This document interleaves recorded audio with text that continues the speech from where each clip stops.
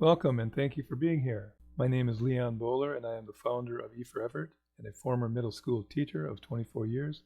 And this is PD Part 1 titled 2 Metrics, Academic and Effort. PD Part 2 focuses on how to use the E4Effort system.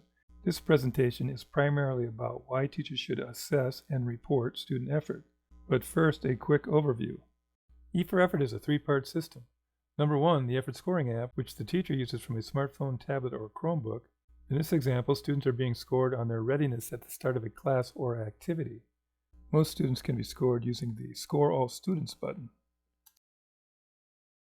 Scores from the effort scoring app are sent to our servers where they are organized into tables and graphs on number 2, the teacher dashboard, and number 3, student portals. Student portals can be thought of as report cards for effort that are always up to date. From their student portal self-management page, students can think about and score their own effort, which helps with motivation and the social-emotional learning aspect of setting and achieving positive goals. Presently, most classrooms provide a single metric to inform student performance, the academic metric. E4Effort provides a systematic way to add an effort metric. Together, these metrics provide a more complete and accurate picture of overall student performance. Here's a side-by-side comparison of the two metrics. The academic metric is used to inform student knowledge or skill level. The effort metric is used to inform student effort level. The academic metric is based on learning outcomes. The effort metric is based on student in-class effort. The academic metric is updated when scores are entered in an online gradebook. The effort metric is updated immediately whenever the scoring app is used. The academic metric provides future-based reinforcement to encourage student engagement. It's either stated or implied that classwork, discussions, activities, etc. are designed to help students succeed on future assessments. Whereas the effort metric provides immediate reinforcement to encourage student engagement. Feedback isn't delayed, as is often the case with grades. Effort is a leading measure that provides opportunity for immediate change by the student. To improve overall student performance, the effort metric should be presented and promoted as the academic metrics equal. When discussing student performance, teachers, family members, and administrators should ask students about both their grades and their effort percentages. If students and their stakeholders adopt the effort metric and effort scoring is done on a regular basis, overall student engagement, attitude, and outcomes will improve. When using E4Effort, the effort metric consists of 4 different effort categories: ready, participation, on task, and behavior. There's also a category used for recognition. Students can earn effort awards through the recognition category. Effort awards include effort shares. Effort shares can be thought of as bonus points that are accumulated but not traded, bonus points that are traded, for example, missing assignments, or as currency in our optional paperless rewards program called buybacks. With buybacks, gold subscriptions, students can redeem their effort shares from their student portal for offerings made by the school or the teacher, usually privileges or supply items. The rewards option does increase student excitement and engagement. In addition to the 4 effort categories, teachers can create their own subcategories. Think of subcategories as separate scoring buckets attached to a specific category. One reason for creating subcategories is to be more descriptive of the type of effort you are scoring. For example, a science teacher may want to create an on-task subcategory called labs, so they can see if some students have higher or lower effort on lab days. And in the behavior category, the teacher may want to periodically highlight a certain type of behavior, so they let their students know that this week they will be scoring student overall behavior with an emphasis on how well students respect each other, the teacher, and school property. Create subcategories in the participation category for occasions in which you want to select one or more students randomly, and over time you want to give each student a turn. Back to effort shares briefly. After 5 days of scoring, for each effort category, E4Effort code will automatically send effort shares and badges to students who meet or exceed effort challenge milestones. In the E4Effort system, the effort metric is also known as the overall effort percentage and is a weighted average of the 4 effort categories. The default weights are ready 20%, participation 20%, on task 30%, and behavior 30%. A teacher can change category weights from settings in the teacher dashboard. If a teacher does not want to use one or more categories, they would set that category's weight to 0 and adjust the other category weights to sum to 100%. What does the literature say about emphasizing student effort? I will make brief comments on 3 of these books and go deeper into a 4th. For more references on student effort, see the 9-page article on our website titled, "The Academic Metric Needs a Partner." In the book Grit, the author found that talent does not predict achievement. Achievement is more accurately linked to a special blend of passion and persistence she calls grit. After 10 years of thinking about the psychology of achievement, she came up with 2 simple and linked equations: talent times effort equals skill, and skill times effort equals achievement. The author uses examples of a number of famous people, one of which is John Irving, who is dyslexic and throughout his school years was always behind his classmates in both reading and writing. But through persistence, he built up his writing skills and then used his writing skills to write stories. His tenacity towards rewriting original story drafts was key to his later success. He is quoted in the book as saying, "I came to appreciate that in doing something over and over again, something that was never natural becomes almost second nature." John Irving has published over a dozen books, 5 of which were adapted to film. For his school example of grit, consider a science learning target that states, students will be able to accurately measure the density of a mystery object. First, students need to apply effort towards learning necessary measuring and math skills. Later, they use those skills and effort to measure and report the density of their mystery object. E4Effort can be used to promote and assess grit. In the book Mindset, we learned that praising students for their ability, "Wow, impressive, you must be naturally smart at blank," promotes a fixed mindset, whereas praising students for their effort, "I really like the focus of this group," promotes a growth mindset. E4Effort can be used to encourage a growth mindset.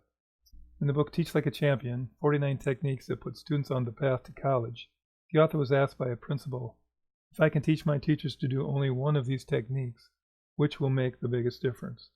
And the author responded, "The single most powerful technique in this book is, I believe, cold call." Cold calling is done using E4Effort's participation category.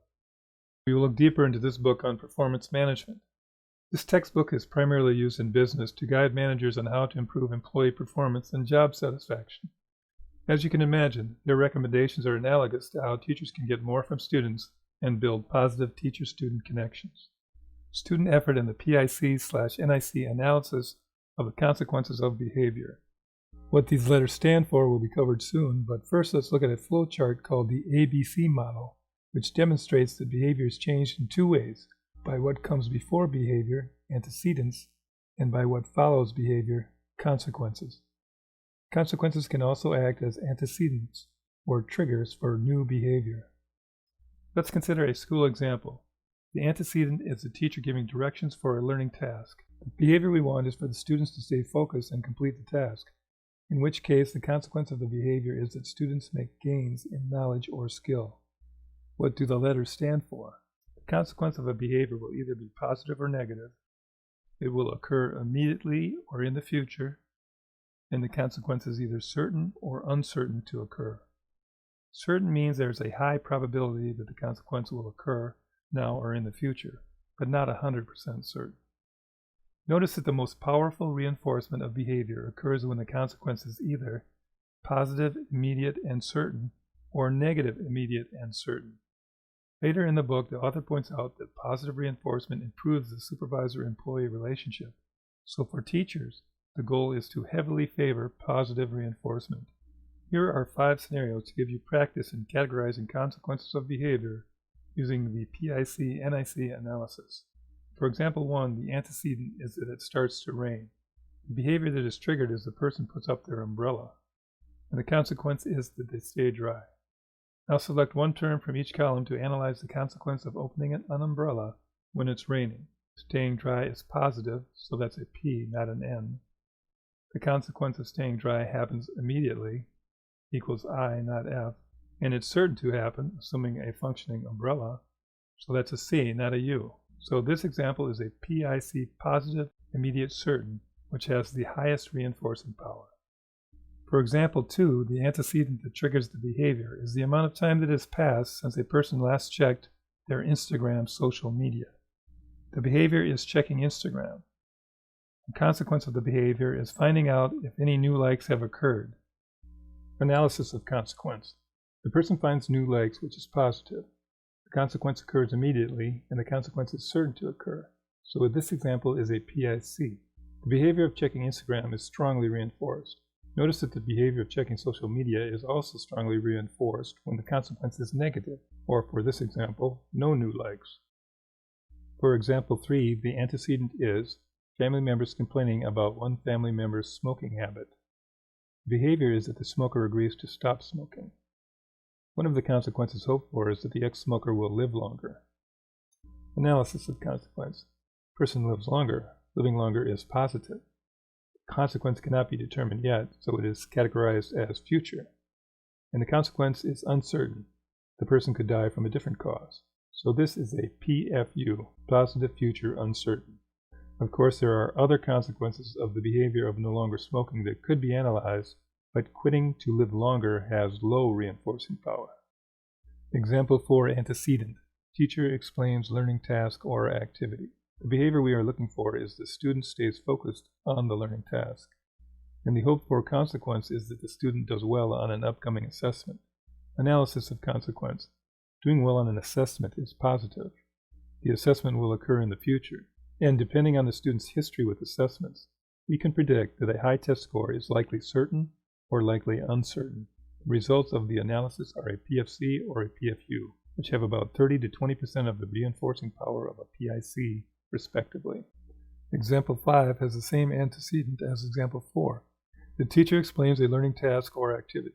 The behavior is the student staying on task. The consequence is the student receives a high effort score near the end or at the end of the learning activity. This consequence is an add-on to the previous consequence of doing well on a future assessment. It's not an either-or proposition. Analysis of consequence equals PIC, positive, immediate, certain. Consider the last two examples with the following quote. A small immediate consequence that is certain to occur, think effort scoring, is much more powerful in the behavior change process than large consequences, think grades, that occur in the future.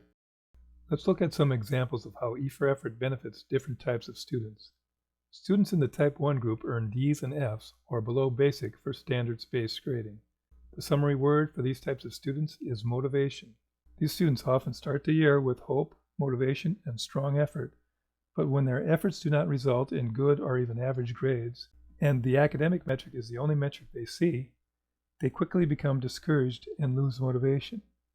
With these types of students, the effort metric can be something positive to focus on, while different strategies to improve their academic success are tried. The observation that grades cause students to become disengaged is discussed in this 2015 article from the Journal of Educational Psychology titled, Do Grades Shape Students' School Engagement? The authors report that low grades may set in motion a downward spiral whereby consequent declines in engagement result in even lower grades. E4Effort is a tool that educators can use to stop this downward spiral. Students in the Type 2 group earn any grade except an A, below advanced in standards-based grading. The summary word for these students is potential. How does their effort level compare to their achievement level? An effort metric along with the academic metric tells us that these types of students are underperforming. E4Effort keeps families and students informed. Every score can be thought of as a text message sent to the student and to any family member attached to the account, which are called guardians. E4Effort sends weekly reminders to guardians that allows them to easily view effort data from their student's portal. Students in the Type 3 group earn A's or advanced in standards-based grading. These students give low effort and are often disruptive. Having significant prior knowledge, they are confident that they will do well on summative assessments. They frequently ignore any higher-level work that is provided while disrupting their neighbors or the class in general, knowing their academic grade will not be affected. Effort metrics identify performance areas for these students to focus on and improve, and are useful in discussions with stakeholders. The summary word for Type 4 students is reliable. These types of students always work hard, comply with rules, and score high academically. Teachers understandably apply most of their in-class attention to students who are the neediest, either academically or behaviorally, and count on the reliable students to advance with less direct teacher attention. E4Effort recognition of these students includes high effort scores, gold effort awards, gold challenge badges, and maximum effort shares. These recognition items are explained in PD Part 2. To close out PD Part 1, let's consider some of the main benefits of using the E4Effort system to add an effort metric to the academic metric. For teachers, E4Effort can replace most, if not all, of your current practices for classroom management, student motivation, and student engagement. For students, frequent recognition of student in-class effort at the time the effort occurs supports better student focus and a positive learning environment. Also, E4Effort allows students to score their own effort from their student portal, which aids in the social-emotional learning aspect of self-management. For families, two metrics provide a much better picture of overall student performance. Imagine how conversations change when families and students have two metrics to consider, and effort percentages by category.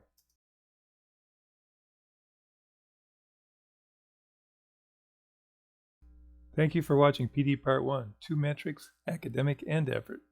To learn more about how to use the E4Effort system, check out PD Part 2.